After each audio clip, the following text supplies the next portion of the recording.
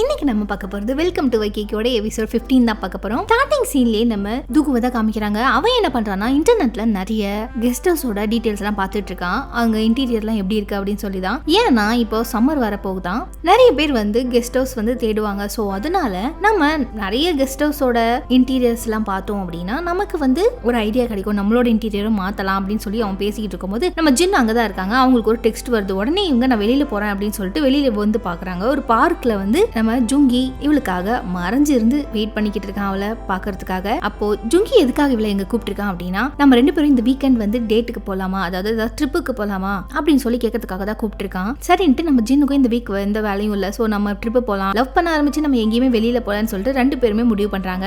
சரி இவன் தூக்கு உன்னை ஃபாலோ பண்ணல தானே அப்படின்னு ஜின் கிட்ட கேட்டுக்கிட்டு இருக்கான். இல்ல அவன் ஃபாலோ எல்லாம் ஒன்னும் பண்ணல, நீ ஏன் இப்படி ஓவர் ரியாக்ட் பண்ணிட்டு இருக்கான்னு தான் எனக்கு தெரியலன்னு ஜின் சொல்லவும் நம்ம ஜுங்கி சொன்ன மாதிரி ஆயிடுச்சுங்க. நம்ம ஜின்னை ஃபாலோ பண்ணி அவன் இங்க வந்திருக்கான். ஆனா அதுக்குள்ளார நம்ம ஜின்னும் ஜுங்கியும் இந்த சைடு ஒளிஞ்சிருக்காங்களே, ஸோ அதனால அவனால மிஸ் பண்ணிட்டான் நம்ம ஜின்னை. ஸோ இந்த வாட்டி இவங்க ரெண்டு பேரும் தப்பிச்சிட்டாங்க.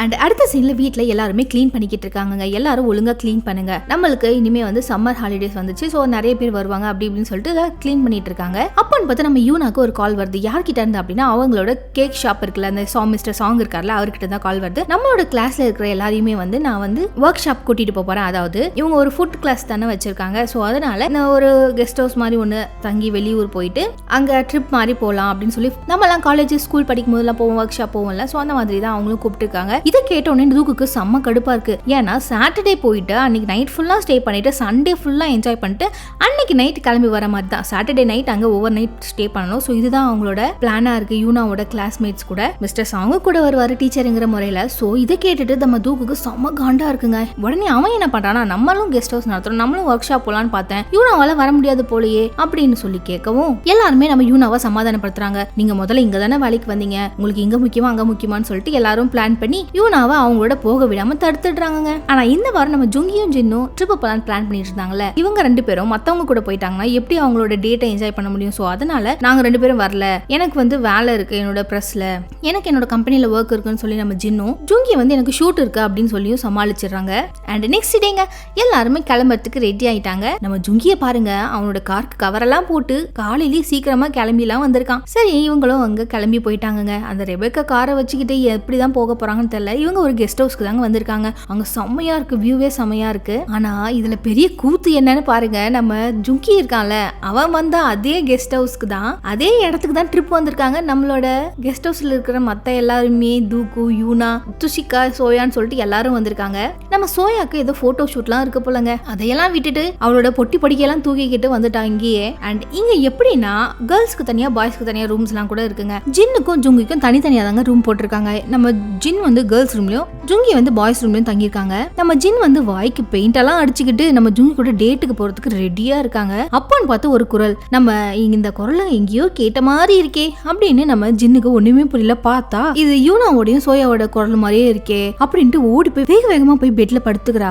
சோ இங்க வந்து ஷேர் பண்ணிக்கிற மாதிரி தான் 4 பெட் இருக்கும் ஒரு ரூம்ல. சோ அதனால இவங்க ரெண்டு பேரும் இங்க தங்கறதுக்காக வந்திருக்காங்க. துஷிகாவும் தூக்குவும் வேற ரூம்ல தங்கியிருப்பாங்க. மேபி அவங்களும் அந்த சைடு நம்ம ஜுங்கி ரூமுக்கு தான் போயிருப்பாங்கன்னு நினைக்கிறேன். பார்க்கலாம். இந்த சைடு நம்ம ஜுங்கி செம்மையா ரெஸ்ட் எடுத்துட்டு இருக்காப்ல ஃப்ரெஷ்ஷா.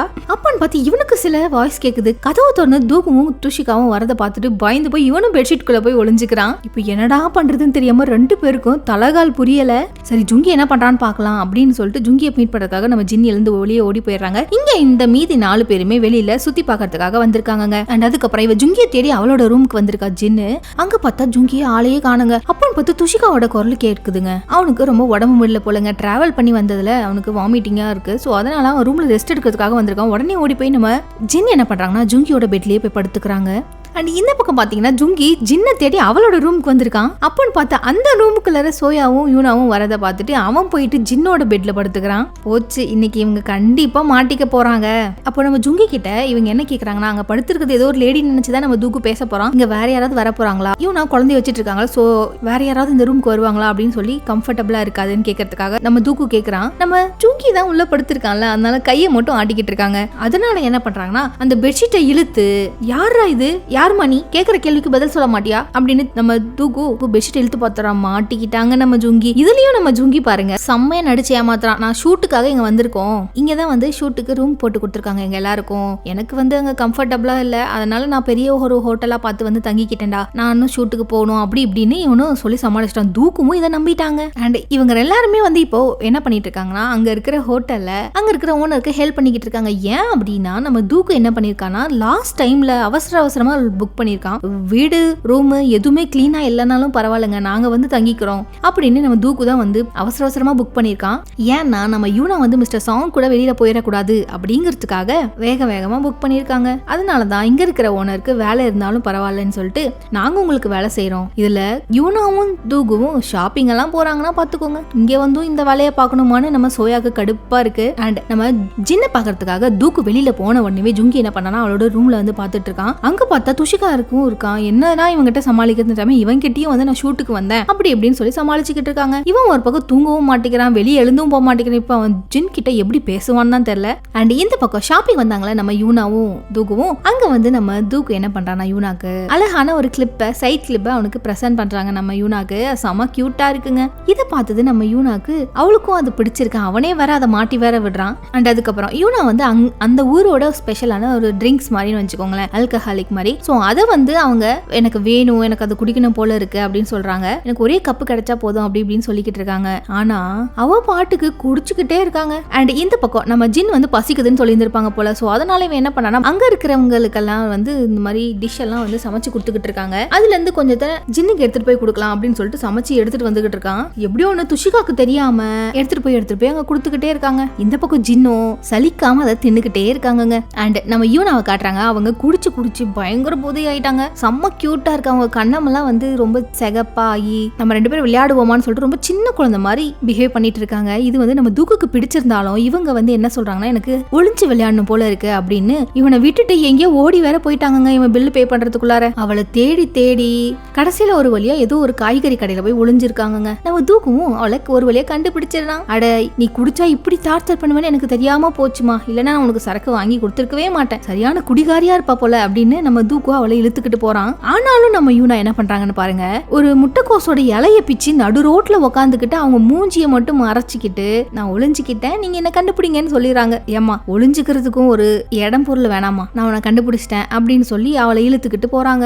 அதுவும் எப்படின்னா அவனோட இடுப்புல ஒரு கயிறும் நம்ம யூனாவோட இடுப்புல ஒரு கயிறையும் கட்டிக்கிட்டு இழுத்துக்கிட்டு போயிட்டு இருக்கான். அப்போ நம்ம யூனாவை எப்படியோ ஒன்று கார்ல ஏத்திடுறாங்க. அப்போ அவ என்ன சொல்றானா, எனக்கு ரொம்ப பயமா இருக்கு, உனக்கு நான் ரொம்ப கஷ்டம் கொடுத்துட்டேன்ல, அதுவும் அழுதுகிட்டே வேற சொல்றாங்க, நான் மறுபடியும் லவ்ல விழுந்துட்டேனா, என்னை யாராவது ஏமாத்திடுவாங்களோ, என்ன ஹர்ட் பண்ணிடுவாங்களோன்னு பயமா இருக்கு, அதனாலதான் நான் உன்னை வேண்டான்னு சொன்னேன், அதுக்காக நீ என்ன மறந்துடாத, என்னை வெறுத்துறாத, எனக்கு கொஞ்சம் டைம் கொடு அப்படி இப்படின்னு போதையில அழுதுகிட்டே சொல்லிட்டு அப்படியே தூங்கி போயிடுறாங்க. இதை கேட்டு நம்ம தூக்குக்கு இப்பதாங்க புரியுது அவங்க ஏன் வேண்டாம் அப்படின்னு சொன்னாங்கன்னு சொல்லி. அண்ட் யூனாவும் தூக்குவும் அவங்களோட கெஸ்ட் ஹவுஸ்க்கு வந்துடுறாங்க. நம்ம யூனாவை தூக்கிக்கிட்டு வந்து அவங்க பெட்ல படுக்கவும் வச்சிடுறான் நம்ம தூக்கு. அதுக்கப்புறம் ரொம்ப நேரம் தூங்கினதுல இவங்களுக்கு போதையெல்லாம் தெளிஞ்சு நல்லாவே எழுந்துட்டாங்க.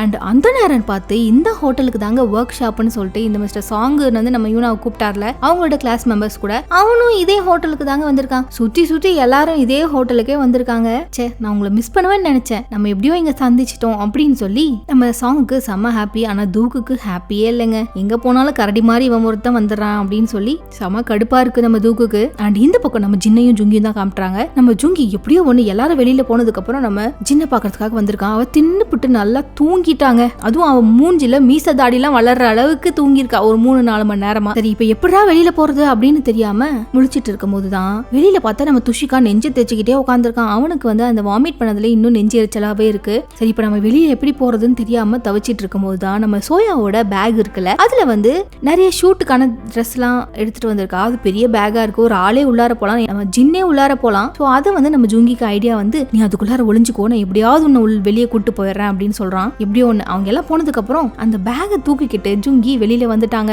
இதை பாக்குற சோயா எதுக்காகடா என்னோட பேக் நீ எடுத்துக்கிட்டு வெளியில வந்திருக்க அதுவா அப்படின்னு இவன் யோசிச்சுட்டே இருக்கும்போது சரி நான் கூட ரூமுக்கு போய் யாரா எடுத்துட்டு வருதுன்னு நினைச்சேன். அவனும் துஷிகாவும் ஷூட்டிங்காக வெளியில வந்திருக்காங்க, அதாவது போட்டோ ஷூட் எடுக்கிறதுக்காக. சோ இவனும் அவங்க கூடவே போய்கிட்டு இருக்கான். அதுக்குள்ள இருக்கிறது ட்ரெஸ் கிடையாது ஜின்னு சொல்லி எப்படி இவன் சொல்லுவான். சோ அதனால இவன் பின்னாடியே போயிட்டு இருக்கான். சோயா நீ எதுக்காக எங்க கூட வந்துகிட்டே இருக்க அப்படின்னு கேக்குறா.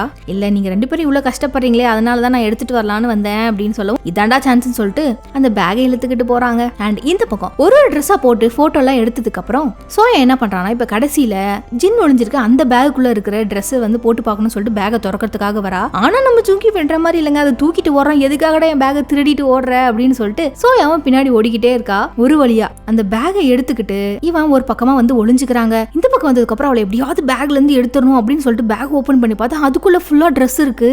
அப்படின்னா சோயா கிட்ட இருக்கிற அந்த பேக்ல தான் ஜின் இருக்கா. இப்போ அவங்க ரெண்டு பேரும் ஜுங்கியை தேடி எங்கேயோ போயிட்டாங்க. இப்ப நம்ம ஜுங்கி ஓடிக்கிட்டு இருக்காங்க ஜின்னை தேடி. அண்ட் இந்த பக்கம் நம்ம தூகுவையும் மிஸ்டர் சாங்கையும் தான் காமிக்கிறாங்க. அவங்க ரெண்டு பேர்த்துக்குள்ளேயும் இப்ப ஒரு போட்டி நடக்க போகுதுங்க. என்னன்னா சமையல் போட்டி. யார் ரொம்ப நல்லா சமைக்கிறாங்க அப்படிங்கிறது தான் போட்டி. அங்க இருக்கிற எல்லாருக்கும் இவங்க தான் சமைச்சிட்டு இருக்காங்க. ரெண்டு பேரும் சமைச்சு முடிச்சிடறாங்க. அப்வியஸ்லி சொல்லவே வேணாம், மிஸ்டர் சாங் வந்து ஒரு ஷெஃப். சோ அதனால செம்மையா சமைச்சிடறான். ஆனா நம்ம தூகு சமைச்சது யாருக்குமே சுத்தமா பிடிக்கல. அதனால எல்லாருமே வந்து மிஸ்டர் சாங் சமைச்சதே சாப்பிட்டுட்டு இருக்காங்க. இதை பாக்குற தூகு அப்செட் ஆகி வெளியில போறான். அதை பாக்குற யூனா எனக்கு இது ரொம்ப பிடிச்சிருக்கு அப்படின்னு சொல்லிட்டு அவங்க மட்டுமே அதை சாப்பிட்டுக்கிட்டு இருக்காங்க. இதை பாக்குற சாங் வந்து இவங்களுக்கு தூகுவை தான் பிடிச்சிருக்கு, அதனாலதான் அவன் சமைச்சது நல்லாவே இல்லைனாலும் அதை சாப்பிட்டுட்டு இருக்காங்க அப்படின்னு சொல்லி மிஸ்டர் சாங்கும் புரிஞ்சுக்கிறாரு. அண்ட் அதுக்கப்புறம் ஜுங்கியை தான் காட்டுறாங்க. அவன் வந்து எப்படியோ ஒரு வழியா துஷிகாவையும் சோயாவையும் கண்டுபிடிச்சிடறாங்க. நம்ம ஜின் அதுக்குள்ள இருக்காங்களா பேக்குள்ளார, அந்த பேக்கோட சேர்த்து ப்ளீஸ் அந்த பேக் என்கிட்ட கொடுத்துரு அப்படின்னு சொல்லி ஜுங்கி வந்து சோயாட்ட கேட்டுக்கிட்டு இருக்கான். ஏன் இந்த மாதிரி பண்றேன், என் ட்ரெஸ் பேக்கை விடு, உனக்கு என்னதான் பிரச்சனை அப்படி இப்படின்னு சொல்லி ரெண்டு பேரும் அடிச்சுக்கிட்டு சண்டை போட்டுக்கிட்டு இருக்கிறதுல